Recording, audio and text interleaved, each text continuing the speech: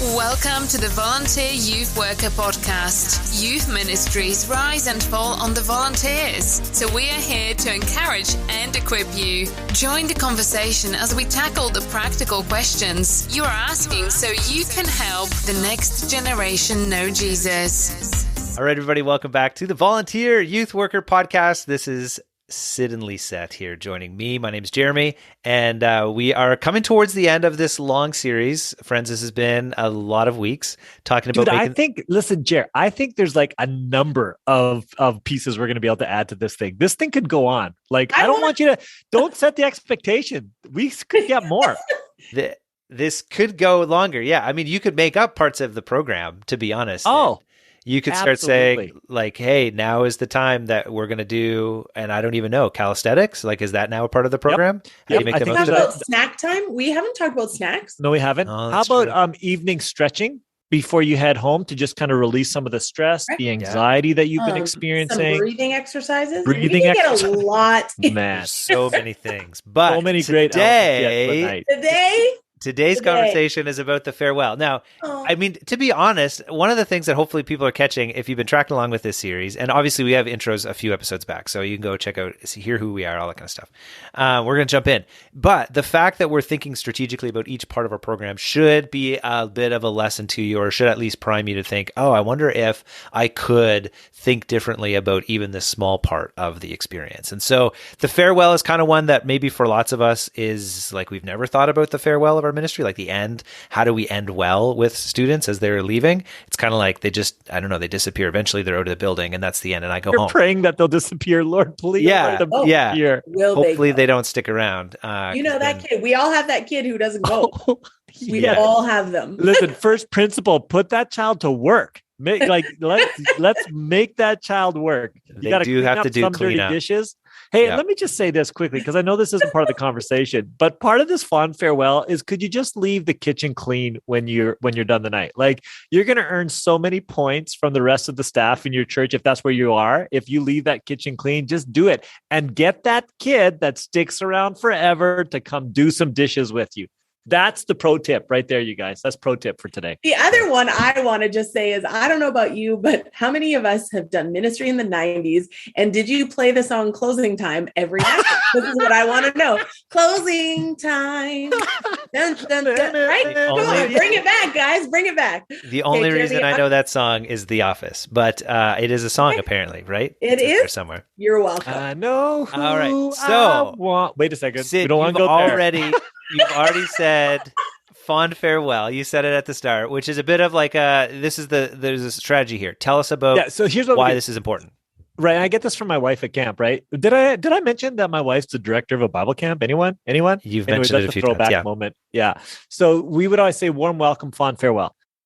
So fond farewell is so important to me because this is a chance that you get to kind of like imprint in a young person that thought that's going to stay with them and actually connect to their parents too. Like, that's what I'm thinking about, or their guardian, right? Like, what can I put in them that's going to connect them to their guardian or parent, earn trust, give them a great experience, help them feel good about what's happened, and also get them looking forward to coming back. So I think that last kind of sense that we leave them with is really, really important. And here's what I want to do. I want to make that last moment happen in such a way that in their brain they go, oh man, this place is like the coolest place ever. I can't wait to come back.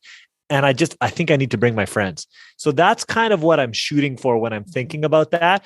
And it doesn't have to be a big thing in order to kind of like leave that sense as they go, but it does need to be an intentional thing, if you will, as they're on their way out. So again, you guys, let's leverage this moment. It's a great moment. We can use it really well. We have some really unique opportunities. So Lisette, some of the unique opportunities.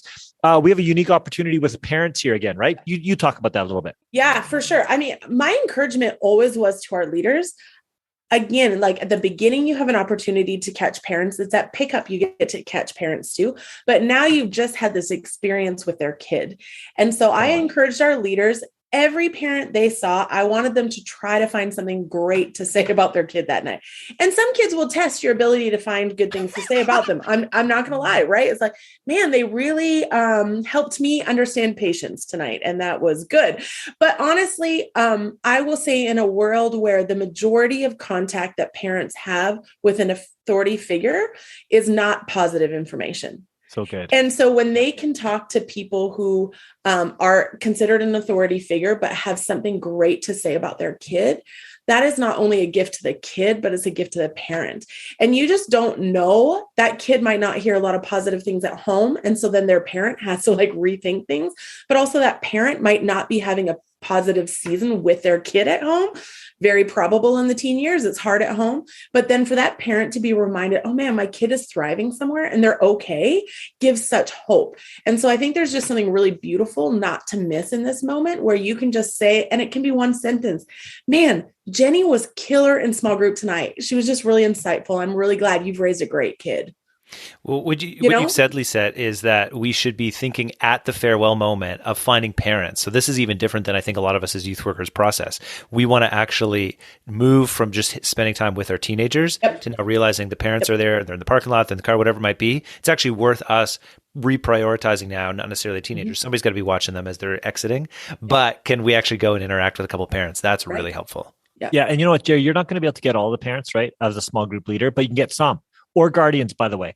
So if you're a point leader listening to this, you're going to have to actually equip and train your volunteers for this because none of us are going to naturally think about that. And it could be really intimidating for a newer volunteer, maybe a little bit younger, maybe we're more naturally introverted. This can be difficult. So again, you want to train them like Lisette, okay, come up with one thing that you can affirm about their child to the parent. Just go do that. Make sure you move with them. And maybe your goal is like to connect with one parent per youth night and then talk about what happened. But you got to be intentional about this. Here's the other thing I think you have to be thinking about, Jer and Lisette, that if you're going to do this, for some of us as point leaders, we're thinking about youth is over. I want to get this thing cleaned up and get home as quick as possible. I need help. But actually what you're going to do is you're going to actually position your volunteers to say, hey, your most important place is out there. Go do that first, then come back to me, please. So one of the things that we said with our leaders is we said, hey, you're not done. And again, we had to really clarify this. So one of our core behaviors was be on time, be the whole time. You can't leave until two things happen. Number one, we said to our volunteer leaders, so volunteer, if you're listening and you're part of a bigger group where you have other leaders, other groups involved there, we said, you can't leave till all your kids are gone. So we don't want like one point leader or someone waiting around with all these kids, or worse yet, have a kid at the building, wherever you are, by themselves, waiting for a guardian or parent to pick them up. That's a huge fail. Can't have that. So we said to our volunteer leaders, don't go till all your kids are gone. If you have to leave early and there's a good reason, you're going to come tell us so that we know exactly what's taking place. But then the second thing we said is don't go until we release you, because there might be some cleanup that if we all work together, we can get it done really fast. Everyone wins and we can move out of there. So we just, volunteer leaders, there's a couple of key things that needed to happen before we had you exit the facility, if you will.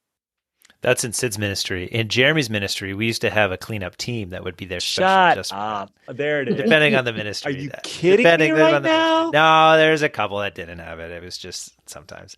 I needed to throw that in there. A little wrench in the knife. Okay. So good. That's the next level. Hey, listen, if you are that guy and you have lists in your brain and that's just kind of how you work, you don't care about people. So maybe other leaders. Just kidding. Just more leaders. Bad. Just more recruit leaders. a bigger team. I'm telling you, these women youth pastors out here, we function like moms. We got a whole list of things. We got people everywhere. Come on. People everywhere. It's great. I'm with. Okay, so let me bring us back. So we started off by talking about the idea that when we think about the farewell of our ministry, we want a fond farewell. And I did want to mention that this actually comes from, there's great literature on this. So my favorite is Chip and Dan Heath. They've got The Power of Moments, this great book. They talk about how at Disney World or Disneyland, if you take your family, if you've been there, it's supposed to be this magical place. But usually, if you actually look at the individual moments inside of Disney, they're atrocious because it's lines and waiting, it's like expensive food, it's bad weather, all that kind of stuff. But what Disney does incredibly well is they have like this beautiful high point somewhere in the day,